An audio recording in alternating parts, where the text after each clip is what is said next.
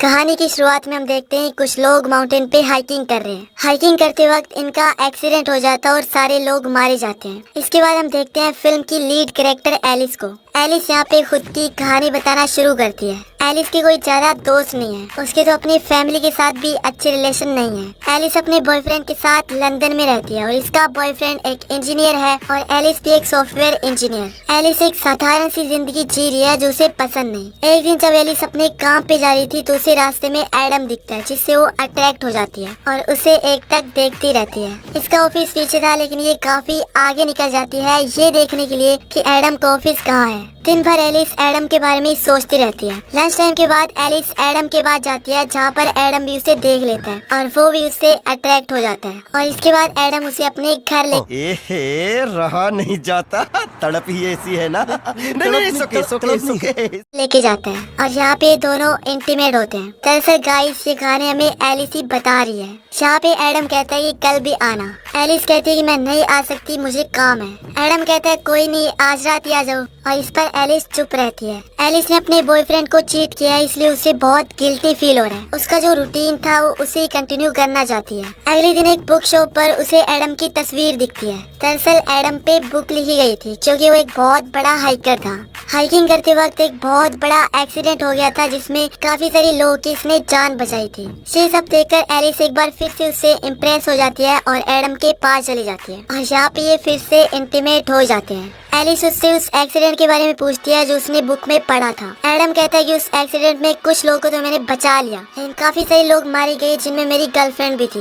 ये एक्सीडेंट अचानक हो गया, लेकिन होना नहीं था। एडम कहता है क्या तुम्हें पता है 20,000 फुट के ऊपर कैसा महसूस होता है? वो एक मछली को निकालता है और कहता है कि ऐसा महसूस होता है। घर जाते वक्त एलिस को अपने बॉयफ्रेंड का कॉल आता है जो उसे आई लव यू कहता है, और वो भी। एलिस को बहुत ही गिल्टी फील हो रहा था और घर आकर वो अपने बॉयफ्रेंड से ब्रेकअप कर लेती है। उसके बॉयफ्रेंड को भी समझ में नहीं आता कि ये क्या हो रहा है। वो एलिस से कहता है कि ये तुम क्या कह रही हो। एलिस कहती है कि मैं किसी और से मिली हूँ। ये सुनकर उसके बॉयफ्रेंड को बहुत ही बुरा लगता है कि जब हम इतने टाइम से एक साथ रह रहे हैं और बावजूद उसके तुम किसी और से मिली। और यहाँ पे इनका ब्रेकअप हो जाता है बहुत ही बुरे तरीके से। एलिस एडम के घर जाती है जहाँ पर उसे एक और लड़की मिलती है। एलिस को लगता है कहीं ये इसकी गर्लफ्रेंड तो नहीं है, लेकिन वो कहती है कि वो एडम की सिस्टर है और मेरा नाम है डेबरा। डेबरा को एलिस के बारे में सब पता है। वो कहती है कि मेरा भाई हीरो है। उस एक्सीडेंट में उसने काफी लोगों को बचाया और जो लोग मर गए उनके लिए वो खुद को जिम्मेदार मानता है। ये एक एक्सीडेंट था जो किसी के साथ भी हो सकता है। डेबरा उसे एक रिंग देती है और कहती है कि अब ये इम्पोर्टेंट है कि तुम उसके साथ हो। एलिस को यहाँ पे पता चलता है कि डेबरा कई दिनों के लिए बाहर गई थी, इसलिए उसके घर में एडम रह रहा था और डेबरा एडम के घर का पता उसे दे देती है। जब वो घर पहुँचती है तो वहाँ पे एडम नहीं था और एलिस वहाँ पे बाहर उसका इंतजार करती है, जबकि ठंड बहुत अधिक थी।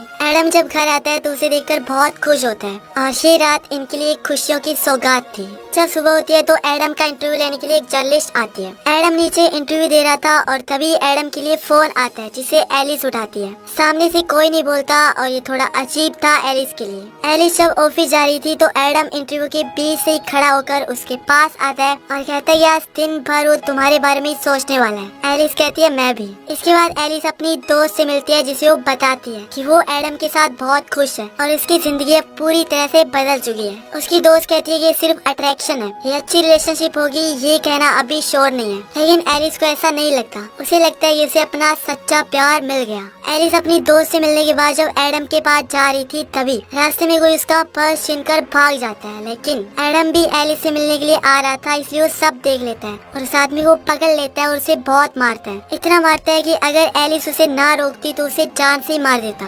एडम को लगता है कि वो एलिस से बहुत प्यार करता है और वो उसके लिए कुछ भी कर सकता है और यहीं पर एडम एलिस को शादी के लिए प्रपोज करता है। एलिस को थोड़ा अजीब लगता है कि ये बहुत जल्दी हो रहा है, लेकिन वो भी उसके प्यार में डूबी हुई थी, इसलिए हाँ कह देती है। एक दिन एलिस को अपने घर के बाहर एक लेटर मिलता है जिसमें लिखा था कि वो अपने दिमाग का इस्तेमाल करे।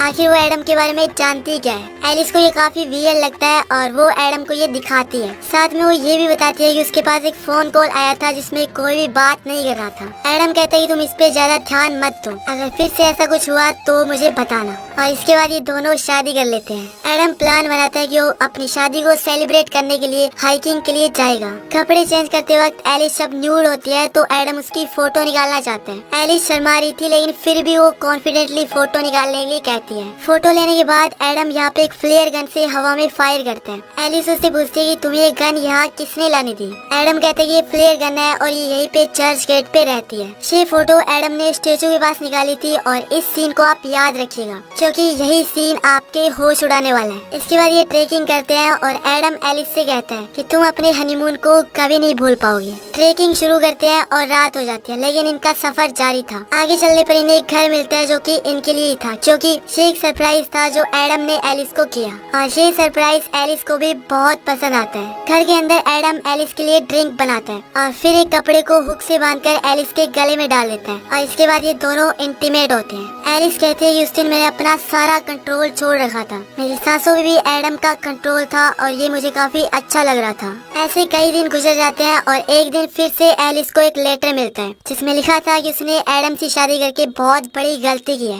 एक दिन एडम एलिस को एक पार्टी में लेके जाता है जहाँ पर माउंटेन पे चढ़ने वाले उसके दोस्त थे। यहाँ पे सभी लोग एडम को घेर लेते हैं जिससे एलिस अपने आप को अकेला महसूस करने लगी। यहाँ पर एडम की बहन डेवरा भी थी जो उसके लिए नेकलेस लाई थी। एलिस को नेकलेस काफी पसंद आता है। इसके कई दिनों बाद एलिस के पास उसी रिपोर्टर का कॉल आता है और वो कहती है कि जब मैंने एडम की स्टोरी पब्लिश की तो मुझे एक लड़की का कॉल आता है और वो क्लेम कर रही थी कि एडम ने उसके साथ रेप किया है। एलिस उससे उस लड़की का एड्रेस मांगती है। इन्वेस्टिगेट करने के लिए एलिस फेक रिपोर्टर बनकर उस लड़की घर पहुंच जाती है। ये लड़की बताती है कि हम एक पार्टी में थे और इसके बाद जब हम बाहर गए तो यहाँ पे एडम ने मेरे साथ इंटीमेट होने की कोशिश की लेकिन मैंने मना कर दिया, लेकिन उसने जबरदस्ती मेरा रेप किया। इसके बाद एलिस उसी एक्चुअल रिपोर्टर के पास आती है और उसे सबके बारे में बताती है। रिपोर्टर कहती है तुम इन सबके बारे में ध्यान मत दो और ऐसे किसी पे विश्वास नहीं किया जा सकता।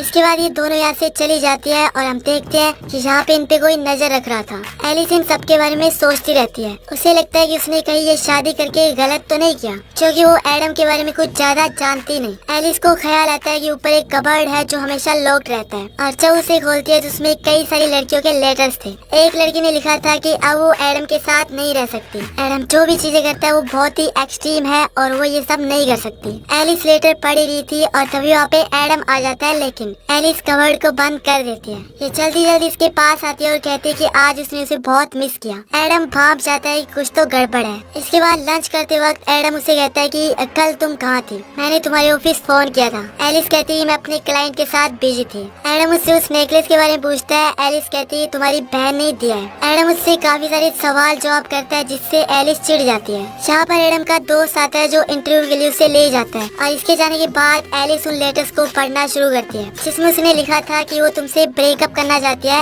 एलिस उस खत के पते के जरिए उस लड़की के घर जाती है जहाँ पर उसकी मॉम कहती है कि वो पिछले 8 महीने से घर आई नहीं। उस लड़की की मदर एलिस को अपनी बेटी की फोटो दिखाती है। जैसे एडम ने एलिस की फोटो ली थी उस स्टेचू के पास वैसे इस लड़की की थी। फोटो देखकर एलिस समझ जाती है कि इसके गायब होने के पीछे एडम का ही हाथ है। लड़की की मदर कहती है कि एडम आज उससे मिलने वाला है और ये सुनकर एलिस डर जाती है क्योंकि एडम उसे सपोर्ट कर सकता है और इसलिए वो वहाँ से भाग जाती है। रात को जब एडम घर आता है तो एलिस से पूछता है कि मुझे पता है कि तुम कुछ न कुछ तो छुपा रही हो। एडम उसे पकड़ता है और टेबल से बांध देता है। एलिस कहती है मुझे तुम्हारे सारे लेटर्स मिल चुके हैं। आशय सुनकर एडम चिढ़ जाता है। वो कहता है कि वो मेरा पास्ट था और मैं उसको भुलाना चाहता हूँ और तुम मुझ पे भरोसा क्यों नहीं करती। एडम उससे कहता है मैं तुमसे बहुत प्यार करता हूँ। एलिस कहती है मुझे खोलो, मुझे बाथरूम जाना है। एडम उसे खोल देता है और एलिस बाथरूम की खिड़की से भाग जाती है। एडम को भी एहसास होता है कि वो भाग रही है इसलिए वो भी इसका पीछा करता है, लेकिन एलिस उसकी पकड़ में नहीं आती और सीधा पुलिस स्टेशन पे पहुंच जाती है। उसे लगता है कि एडम ने उस लड़की को मार डाला और इस सब के बारे में वो पुलिस को बता देती है। और दोस्तों ये जो भी हो रहा है फिल्म में अब तक, ये सारी कहानी एलिस पुलिस को बता रही थी। पुलिस कहती है कि एडम के खिलाफ कोई सबूत नहीं है और बिना सबूत के हम उसे पकड़ नहीं सकते। एडम एलिस के लिए परेशान हो जाता है और वो भी उसे ढूंढने के लिए पुलिस स्टेशन आ जाता है और पुलिस को इन्फॉर्म करके चला जाता है। एडम के जाने के बाद एलिस पुलिस स्टेशन से निकलती है और सीधा उसकी बहन डेबरा के पास जाती है। उसे कहती है तुम्हारे भाई ने कई सारे खून किए हैं। एलिस उसे कहती है मुझे लगता है कि वो अपनी गर्लफ्रेंड से तंग आ गया था और माउंटेन पे जो एक्सीडेंट हुआ था वो उसने किया था। डेबरा कहती है मुझे उस पे शक है क्योंकि जो ट्रेकिंग पे हुक यूज हुआ था वो बहुत ही स्ट्रॉन्ग था, कभी ना टूटने वाला। एलिस कहती है कि हमें उस लड़की की बॉडी को ढूंढना चाहिए। एलिस को लगता है कि जहाँ पर एडम ने उसकी फोटो ली थी वहीं पर उसने उसकी बॉडी गाड़ी होगी। और अब एलिस और डेबरा उस जगह के लिए निकल पड़ते हैं। रास्ते में डेबरा उससे कहती है कि जो लेटर्स तुम्हें आ रहे थे वो मैं ही भेज रही थी, क्योंकि मुझे पता था कि मेरा भाई अच्छा आदमी नहीं है, वो कुछ न कुछ तो गलत कर रहा था, इसलिए अलर्ट करने के लिए मैं तुम्हें लेटर भेज रही थी। एलिस को ढूंढते ढूंढते एडम भी डेबरा के घर आ जाता है, जहाँ पर उसे उस लड़की की फोटो दिखती है और इसे पता चल जाता है कि ये दोनों कहाँ गए होंगे। वहाँ एलिस और डेबरा खोदना शुरू करते हैं और उन्हें उस लड़की की बॉडी मिल जाती है। ये देखकर वो बहुत ही डर जाती है और इससे भी ज्यादा तब डरती है जब उसके गले में नेकलेस देखती है। यही सेम नेकलेस था जो डेबरा ने उसे दिया था। डेबरा इसे कहती है कि मैंने इस लड़की को मारा था और एडम का जो एक्सीडेंट हुआ था वो मैंने ही करवाया था, और जो सिल्क के कपड़े के साथ तुम कर रहे थे तुम्हें क्या लगता है वो एडम को किसने सिखाया था। दरअसल डेबरा एक पागल थी जो एडम के साथ इंटीमेट हुआ करती थी। डेबरा यहाँ एलिस को मारने लगती है, तभी यहाँ पे एडम आ जाता है जो डेबरा को मार के घायल कर देता है, लेकिन तब तक एलिस यहाँ से भाग चुकी थी। डेबरा एडम को मारने के लिए आती है, लेकिन तभी यहाँ पे एलिस आ जाती है जो फ्लेयर गन चर्च में रखते हैं उससे वो डेबरा को मार डालती है। एडम उसे कहता है मुझे लगा था कि अगर तुम मुझ पर विश्वास करोगी तो मुझे तुम्हें कुछ बताने की जरूरत नहीं पड़ेगी। इसके बाद हम देखते हैं कि एडम अपनी जिंदगी में हर चीज एक्सट्रीम करता है, लेकिन एलिस ऐसी जिंदगी नहीं जी सकती। उसे एक स्टेबल लाइफ चाहिए, इसलिए वो एडम के साथ नहीं रहती।